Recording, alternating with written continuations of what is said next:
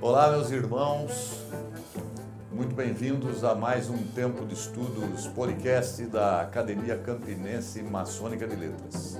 Rubens Pantano Filho, atual presidente da nossa academia. Quero fazer já um agradecimento especial aos nossos patrocinadores, o grupo de empresas Nippon Chemical, capitaneada pelo nosso querido irmão e acadêmico José Pellegrino Neto. Bem, temos hoje aqui mais um acadêmico da nossa academia, um irmão da loja Constância de Campinas, que é o João Alexandre Pasqualin. Pasqualin, muito bem-vindo. Oi, Pantano, boa tarde, boa noite, bom dia, dependendo do horário que quem for assistir esse vídeo. Eu agradeço bastante aí o convite, fico bastante satisfeito. Pena que uma vez aí a gente tinha marcado e não consegui vir, mas agora a gente conseguiu. E eu fico muito feliz em poder estar aqui com você e com o Tarcísio, para a gente poder bater um papo aí a respeito de assuntos que sejam interessantes aí para a maçonaria de uma forma geral. Obrigado pelo convite. Tá bom, Pasqualin. Bom, a gente vai começar aqui, nós estávamos já na preparação aqui da sala, né? Conversando, batendo um papo um pouco. Pasqualin está na loja Constância, foi iniciado na Constância, né? Foi Pasqualin? iniciado em 2004, novembro de 2004. Esse ano vão fazer 20 anos. 20 anos de maçonaria. Então nós estamos próximos, eu tenho 21. E, inclusive, o seu padrinho, né, quem te indicou na loja foi o nosso querido Wesley, né? Foi, o saudoso Wesley, que foi meu professor também, inclusive no mestrado. Mas a iniciação, assim, para eu ser iniciado, teve teve uma história bastante interessante. E posso contar rapidinho? Fique à vontade. Porque é uma história bem curiosa, né? E, na verdade, assim, quando eu fazia a graduação, isso lá em 99, 90 e pouco, eu tinha uma... Minha mulher não vai gostar de eu falar, mas eu tinha uma namorada, né? E o pai dela era venerável mestre numa loja, e ele tinha muita vontade de me colocar como demolei, né? Sim. E eu nem sabia o que era isso, demolei, maçonaria, sabia, assim, enfim, tal por alto. Mas aquilo acabou me chamando a curiosidade, o que era. Eu comecei a estudar, comprava livro em livraria sobre maçonaria, não tinha essa coisa de internet que tem hoje, né? Então era mais complicado. E comecei a estudar e comecei a gostar e ficar curioso. Só que aí acabou que não deu certo o namoro, eu perdi a oportunidade, depois eu também logo formei. E aí, quando eu voltei para Ribeirão Preto, que é a minha cidade natal, o que eu fazia? Eu fiz uma espécie de catálogo, onde eu anotava o nome das lojas e o endereço. E aí eu escrevia assim, uma carta, né? E enviava para as lojas, me apresentando, eu sou isso, aquilo, não sei o quê. É claro que eu nunca recebi resposta, né? Mas eu sempre... Se fosse hoje, tem esses convites que se faz pela internet. Hoje até pelo YouTube você entra, pelo Facebook. Mas aí eu continuei gostando, continuei estudando, lendo, gostava de comprar livro e tal. Até que eu entrei no mestrado aqui da Unicamp. Entrei no mestrado da Unicamp, meu orientador foi o professor David Carvalho. E comecei a trabalhar com ele, assim, coisa de uma semana, né? Que eu mal conhecia ele, uma semana depois que eu entrei, que eu tive aí uma reunião com ele, eu cheguei na sala dele e falei, ô Davi, deixa eu fazer uma pergunta. Ele, claro, não sei o quê. Você é maçom? Na lata, né? Tum! E é uma coisa assim que a pessoa ela fica um pouco sem graça, né? Você não tem intimidade ainda, sim, claro. não conhecia direito, e a pessoa já chega dessa... Ele ficou, não, veja bem, não, sabe, tô adormecido. Como que você sabe? Porque tem um envelope aqui em cima da sua mesa com o seu nome e o símbolo. Aí ele falou, não, tô adormecido, mas eu vou voltar, não sei o quê e tal. Enfim, eu passei por um momento, agora eu tô voltando. Eu falei, poxa, cara, você então vai ser a pessoa que vai me apresentar, porque eu morro de vontade de entrar. E expliquei para ele e tal. Aí ele falou assim, Alexandre, faz o seguinte. Primeiro você defende o mestrado. Depois a gente conversa. Ah, tá bom. Fui lá, corri e tal, defendi o mestrado, no prazo certinho, tal, tudo ok. Aí depois que eu defendi o mestrado, assim, cara, mas saiu da sessão, eu já falei, ô Davi, pronto, agora defendi o mestrado. Quero ir para a maçonaria agora. Quero ir para a maçonaria, me apresenta. Falei, não, para você entrar na maçonaria, você tem despesa, você tem mensalidade, você tem anuidade, você tem taxa de iniciação, você tem que arrumar um emprego agora. Falei, pô, tá bom. Fui, corri, arrumei emprego. Arrumei emprego. Falei, Davi, arrumei um emprego assim, assado, vou começar a trabalhar em São Paulo, arrumei emprego. Tá bom, muito bom. Agora, você sabe que para ir na sessão da loja, você tem que ter regularidade, você não pode faltar, a sessão é à noite, você tem que ter um carro. Então, compra um carro que aí eu te apresento. Falei, meu Deus, não é possível. Aí eu fui, corri atrás, comprei um carro, comprei um Celta, cara, um Celta verde. Comprei um Celtinha, não sei o quê, arrumei. Falei, olha, agora eu defendi o mestrado, arrumei um emprego e comprei um carro. Agora eu tô preparado. Falei, não, tá bom, agora tá ok, só que eu não posso te apresentar, porque eu sou de Paulínia, mas eu vou te apresentar um outro professor, que também e ele vai te apresentar na loja Constância, lá de Campinas, que é o professor Wesley. Falei, nossa, Wesley, não é possível. Ele falou assim, o professor Wesley é. Falei, nossa, o professor Wesley foi meu professor aqui, eu nunca imaginei. Ele, não, vou conversar com o Wesley e tal. E o Wesley conversou comigo, foi muito receptivo, né? Deu risada da história, né? Gostou bastante.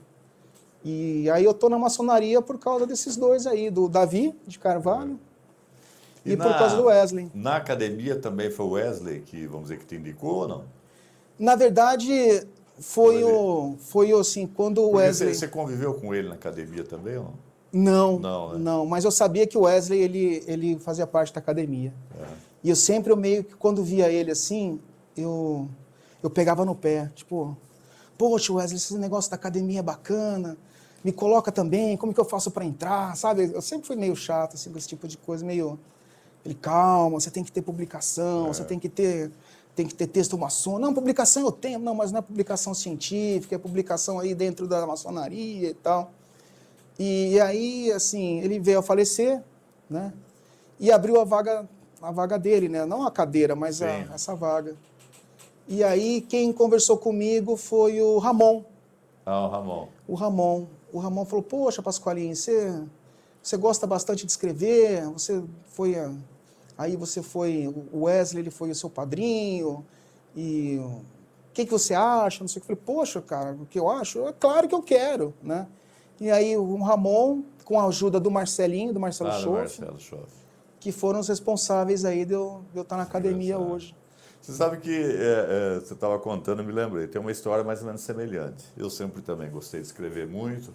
Quando eu estava na Ordem de Progresso aqui em Indaiatuba, eu não me lembro como é que aconteceu, mas acabei, não sei se eu me ofereci ou eles me convidaram, eu escrevi um livro sobre a história da loja. A loja vai completar hoje 50 anos, esse livro está na sua 3ª edição. Mas lá, quando eu escrevi lá atrás, a primeira, o livro tem uma estrutura mais ou menos assim, fala um pouquinho da maçonaria de modo geral, depois da maçonaria no Brasil, especificamente, e aí começa a história da loja, a ata de fundação, as primeiras reuniões, né? E depois o livro tem uma estrutura onde cada capítulo é um pequeno resumo de cada venerável, e aí de tempo em tempo eles me chamam, agora tem 4 veneráveis, aí vamos atualizar, né? Está na 3ª edição. Mas eu me recordo também que, se eu não me engano, foi um irmão nosso daqui, o Max, que me falou, olha, em Campinas tem uma academia e tal, né? E eu pertencia já à Academia de Letras de Tu, que não tem nada a ver com a maçonaria. Falei, pô, mas legal, eu queria entrar, porque e tal, né? Ele falou, olha, aqui em Indaiatuba quem era da academia é o Pelegrino, da loja, eu não conhecia o Pelegrino ainda. Aí eu fui lá na Francisco Lisboa, que ele era irmão dele lá, participei da sessão, e falei, olha, tal, eu queria entrar, tal, me interessa muito. Eu falei, não, peraí, pá, não é bem assim, né? Se você chegar, não, quero entrar, você precisa ter publicação e tal, né? E eu não conhecia o Pelegrino, né? Aí, passado, não me lembro quanto, uma semana, eu preparei, tinha publicações técnicas, né? De coisas que eu já fazia, pus também, e tinha esse livro da loja, né? Tinha a publicação maçônica, alguns trabalhos e tal. Também entrei mais ou menos assim, né? Tinha uma certa ânsia para entrar na academia. Já faz parte, né? Aquilo, É aquilo lá, quando o mestre aparece, quando o aprendiz está pronto, né? Exatamente. Então as coisas vêm quando tem que vir mesmo, não adianta. Legal. Mas o Wesley foi eu convivi muito tempo com ele lá na academia, um acadêmico muito respeitado, culto, né? Sim. Tinha conhecimento grande de música, né? E, inclusive no nosso, você sabe disso, né? Na publicação que nós fizemos do nosso regimento, do nosso estatuto, tem um texto dele que chama A Razão de Ser de uma Academia, né? O Wesley, ele era acho que um dos maiores conhecedores de Mozart que existe. Assim, eu não sei se tem outra pessoa que conhecia Mozart a ponto do que o Wesley conhecia. Um irmão muito culto, muito querido. Bom, vamos seguir em frente um pouquinho então. Nós estávamos também batendo um papo um pouquinho antes do início aí da gravação e a gente estava falando um pouquinho dessa questão de que muitos irmãos nossos, né, entram para a ordem. Até o nosso irmão Tiago, lá da Constância, abordou também um pouquinho isso, né? Primeiro com aquela ideia de que, poxa, a maçonaria fez a Revolução Francesa, fez a República, a independência do Brasil, os Inconfidentes foram maçons, e aí por aí vai, né? Assim, o Rubens, é uma ideia que, assim, eu vou ser um pouco crítico, tá? Mas a própria maçonaria ela é culpada desse tipo de coisa. A maçonaria, como ela é divulgada, aliás, ela nem deveria ser divulgada, porque a maneira como ela é divulgada justamente acaba, inclusive, trazendo esse tipo de história à tona. Isso acaba suscitando aí 3 coisas. Primeiro, traz para a loja ou para a maçonaria aquela pessoa que chega deslumbrada, né? Eu vou fazer parte da mesma congregação que fez parte George Washington, Deodoro da Fonseca, ou seja, todos aqueles nomes. Dom Pedro I. Dom Pedro I. Dá entrada também àquela pessoa que acha que na maçonaria ele vai achar um local propício para ele fazer negócio e arrumar favor. Porque se você está dentro de uma comunidade que está inserida em movimentos, então eu vou entrar, eu vou ter alguma vantagem, esse tipo de coisa. E terceiro, fomenta aquele tipo de teoria da conspiração que a gente vê na internet e que eu adoro assistir para dar risada, né? Que a maçonaria faz parte de governo secreto, de deep state, que a maçonaria... É uma organização mundial, vai tomar conta de reptilianos. E se você analisar desse ponto de vista, os caras até têm razão, porque se você promove que a maçonaria foi responsável por uma série de eventos que culminaram em revoluções, então você fala, poxa, então é uma sociedade secreta que está por trás de uma agenda global. E aí você pega um nível de piração maior, aí você fala, poxa, então o que os caras escondem lá de segredo? Esconde porque eles são reptilianos, ou eles têm aí uma agenda satanista, aí começa. Então, grande parte dessa coisa maluca é em função da maneira como a maçonaria, ou não sei se é a maçonaria, mas como os irmãos acabam vendendo a maçonaria, né? Ou seja, somente os meus irmãos têm que me reconhecer como maçom. Eu não tenho que ficar expandindo isso daí para os 4 ventos. Eu não vou colocar um adesivo na caçamba do meu carro.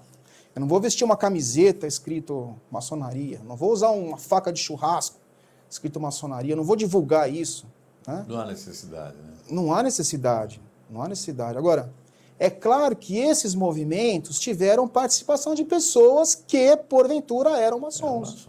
Sabe que eu tenho vários artigos que eu publiquei, né? Tem um sobre a Revolução Francesa, a Revolução Pernambucana de 1817, tem um livrinho sobre a Revolução de 32. E eu sempre destaco isso, né? Que, bom, tem algumas figuras importantes na história que participaram, que eram maçons, mas não foi a maçonaria enquanto entidade, né? Que, vamos dizer, estava por trás desses... Não, você pega a assinatura da Constituição dos Estados Unidos, da Carta. A minoria era maçom. Você fala, não, porque os pais da pátria eram maçons. Não, era uma minoria, né? Não era nem a metade que era maçom, né? Você pega, por exemplo, a Proclamação da República. A Proclamação da República foi um golpe de Estado. Um golpe de Estado que foi organizado pelas oligarquias cafeeiras e também em colui com o Exército. E que derrubaram o Império, muito também por causa do ranço que ficou da libertação dos escravos. Sem dúvida. Quer dizer, se você analisar desse ponto de vista, é uma coisa meio maluca. Por quê? Porque também existiam maçons da monarquia que apoiavam o Império e maçons que apoiaram a Proclamação da República, como ela foi feita. Eu acho que as duas figuras centrais que mostram isso é José Bonifácio de um lado e Gonçalves Ledo do outro. Pois é.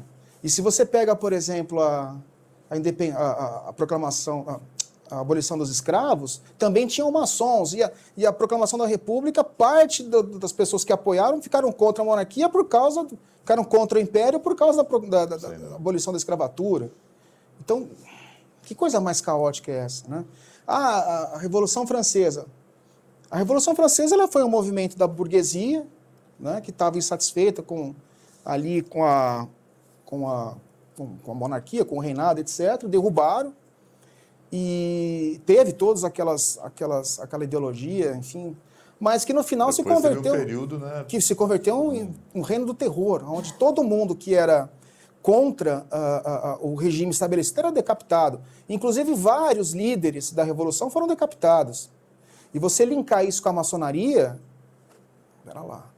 Mas a Revolução Americana. A Revolução Americana ela teve início porque o pessoal, principalmente o pessoal ali na região de Boston, eles se cansaram de pagar imposto para o rei Jorge na época, que os impostos subiram tanto que o pessoal não aguentou mais pagar imposto. Então, ela teve início por causa de um problema de imposto. Assim como a Inconfidência Mineira. Né? Então, assim, eu acho perigoso esse tipo de coisa. Por quê? Porque isso traz um viés da maçonaria que eu chamo de viés burocrático. Ou seja, a pessoa entra na maçonaria para querer fazer política. E maçonaria não é lugar de política. Mas não é política partidária. Não existe política sem ter partido. O partido é uma agremiação de pessoas que possuem interesses e convicções ideológicas semelhantes. Isso é um partido. É muito comum, né? A gente vê, assim, vamos dizer, políticos tradicionais, profissionais, que acabam ingressando também na maçonaria, porque acham, não, eu vou conseguir aí captar mais votos, não é? Dom Pedro I, ele foi iniciado num dia, pouco tempo depois ele era grão-mestre. Grão-mestre. Entendeu? Então, assim, são coisas que não se misturam. Né? E, assim, eu costumo dizer que a maçonaria ela é calcada num tripé, que ela te fornece 3 tipos de conhecimento, né? Que é o conhecimento filosófico, o conhecimento científico e o conhecimento místico esotérico. E você tem que se calcar nesses 3 pilares para você poder ter uma vida maçônica equilibrada. O que é o conhecimento científico? É o estudo da geometria, é o estudo da história da maçonaria. Tem gente que devota a vida fazendo pesquisa de documento maçônico. Né? É a história da maçonaria, a discussão a respeito do direito, mas não do direito natural do ser humano. A maçonaria ela tem alguns graus que ela ensina liberalismo econômico. Então, tudo isso entra nesse pilar, que é o pilar científico. Você tem o pilar filosófico, que é onde você tem aí a filosofia platonista, você tem aí, ou seja, uma série de escolas de filosofia que são visitadas dentro da maçonaria. E você tem, por fim, o pilar místico-esotérico, que é a base dos rituais, de uma forma geral, de todos os graus. E como a gente estava conversando um pouquinho antes, né? Que, não sei se podemos dizer muitas vezes, mas você está lá na loja, aqueles que se preocupam em seguir aquele ritual, ipsis literis, mas sem, digamos, mergulhar no significado, então, que está por trás de fica alguma coisa meio manca. Meio manca, porque exatamente. A pessoa fica muito voltada naquela parte dura da maçonaria, aquela coisa quase militaresca, aquela coisa extremamente hierárquica, militaresca, aquela coisa que estimula o ego assim, o máximo possível, porque a maçonaria ela tem uma armadilha dentro dela, né? Ao mesmo tempo que você entra para tentar suprimir o ego, e alguns graus ela diz que o objetivo dela é esse, ela também fornece muita corda para que você infle o máximo possível. Então, assim, é importante. O que é o papel do ritual? Para começar, o ritual não é algo específico da maçonaria. Não foi a maçonaria que inventou o ritual.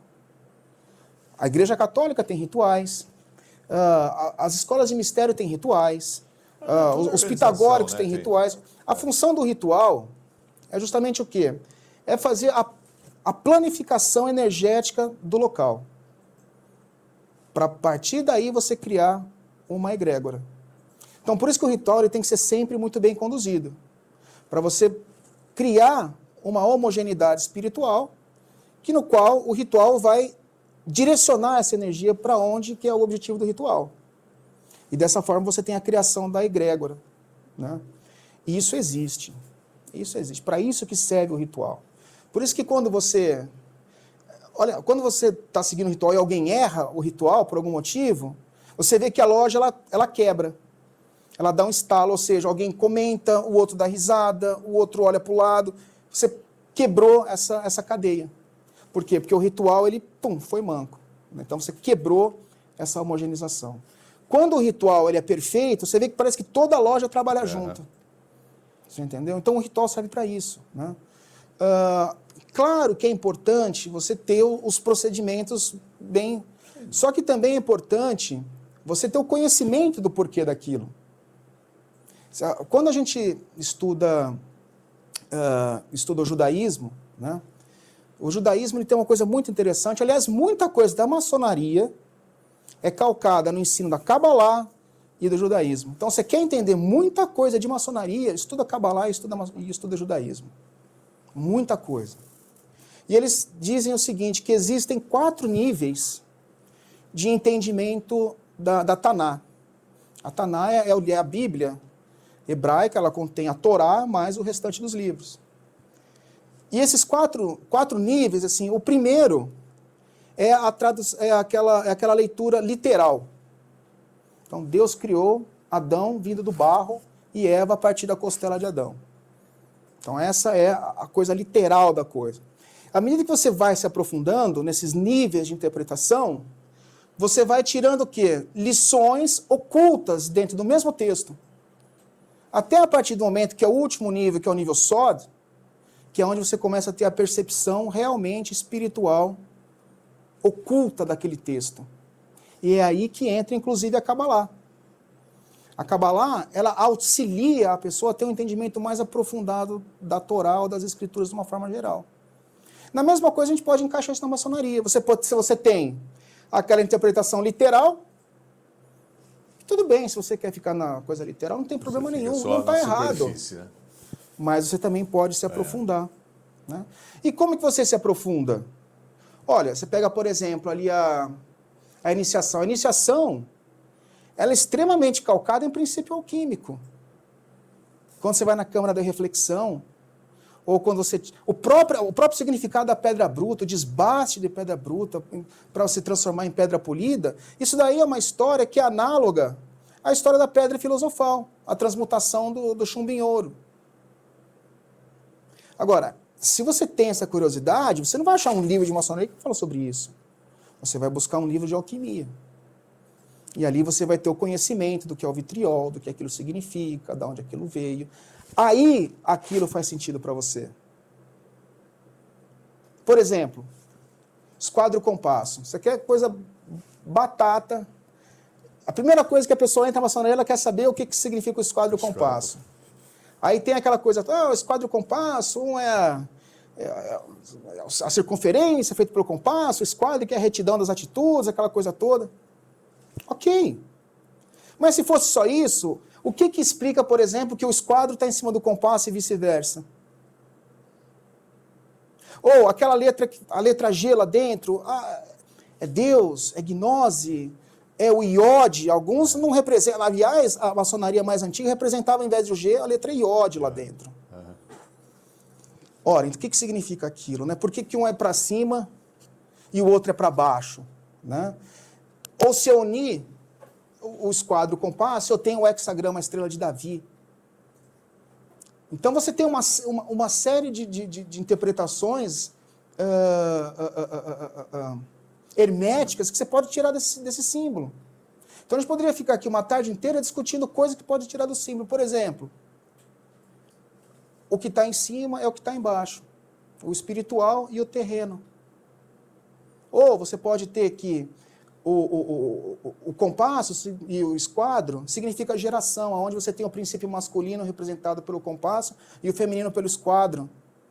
Você tem geração, você tem princípio hermético, você tem o iode dentro, que significa o quê? O iode é o valor numérico da letra iode no alfabeto judaico é 10, que é o número de quem? Do eterno, da indivisibilidade, né?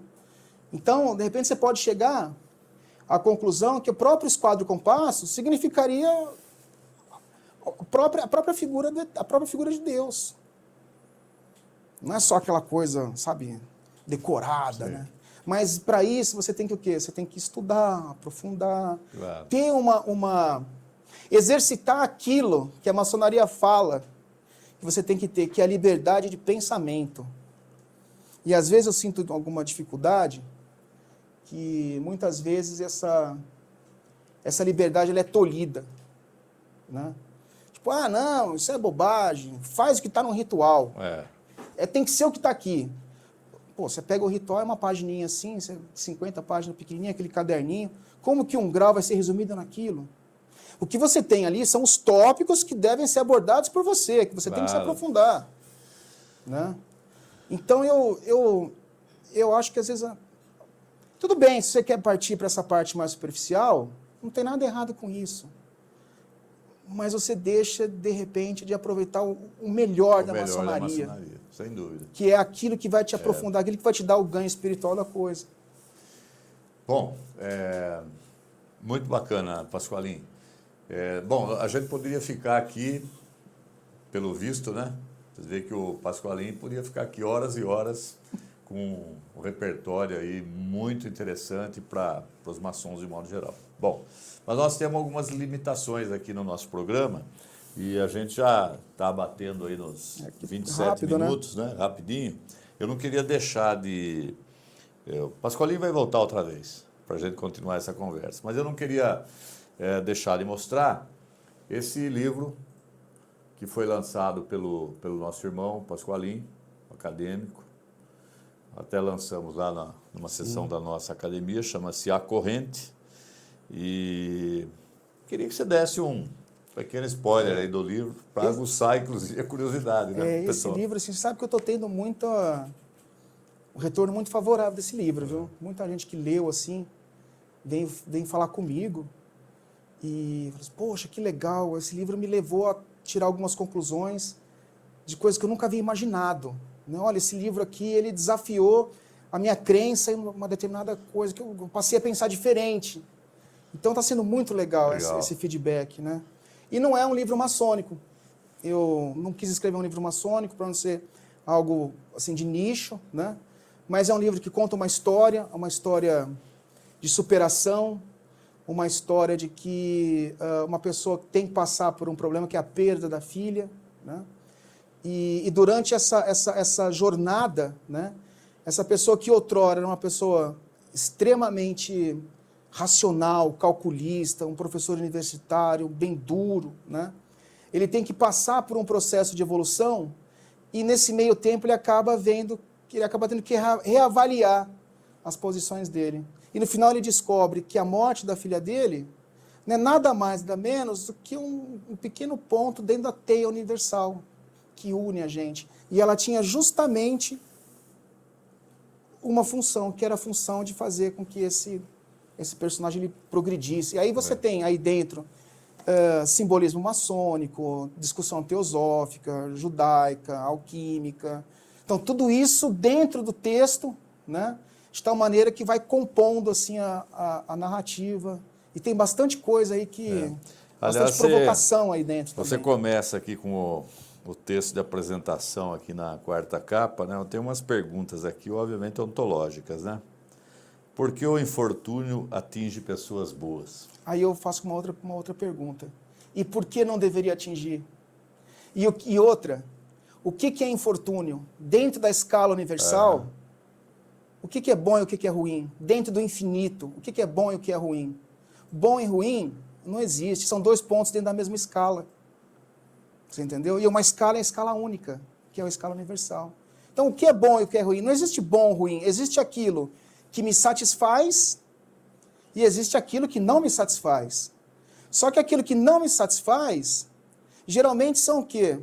São obstáculos que eu tenho que transpassar, porque esse é o nosso papel na Terra. A Terra, essa existência é uma existência não de prazer, mas de provação. Então, o que é bom e o que é ruim? O que é certo e o que é errado? No universo não tem norte, sul, leste, oeste. Isso é uma convenção. O que é o tempo? O tempo é uma convenção que a gente criou, baseada na movimentação dos astros. Outra pergunta. Qual o papel de Deus em nossas vidas? Nós, cada um de nós, todos nós somos Deus. Porque todos nós somos produtos da emanação dele. E aí isso já faz a ligação com a terceira pergunta. Como nossa existência afeta a de nossos semelhantes? Completamente. Afeta, inclusive, de pessoas que a gente nem conhece. Porque, assim, imagina, por exemplo, você, só encerrando já rapidinho, você está dirigindo de manhã e você parou no semáforo. Parou no semáforo. Aí, de repente, parou outra pessoa do seu lado no semáforo. Aí você olha para ela, coisa de 2, 3 segundos, ela vai embora. Por um instante de 2, 3 segundos, a história de vida dela juntou com a sua. Então, assim, se ela tivesse acordado 1 minuto mais tarde, tivesse demorado 1 minuto a mais para escovar os dentes, ela não tinha encostado com você. Não tinha ocorrido nenhuma interação. Agora, nesse tangenciamento de trajetória, pode ou não acontecer algum evento. De repente, a pessoa saiu e você bateu no carro dela. Ou, de repente, você pode ter conhecido a sua esposa numa situação dessa. Então, perceba como as coisas são várias trajetórias, né, que elas vão se cruzando e interagindo entre si. Até que você tenha aí a combinação dessas trajetórias e geram eventos, entendeu? Que mudam a nossa vida. Então, isso também está bastante explicado dentro do livro, né?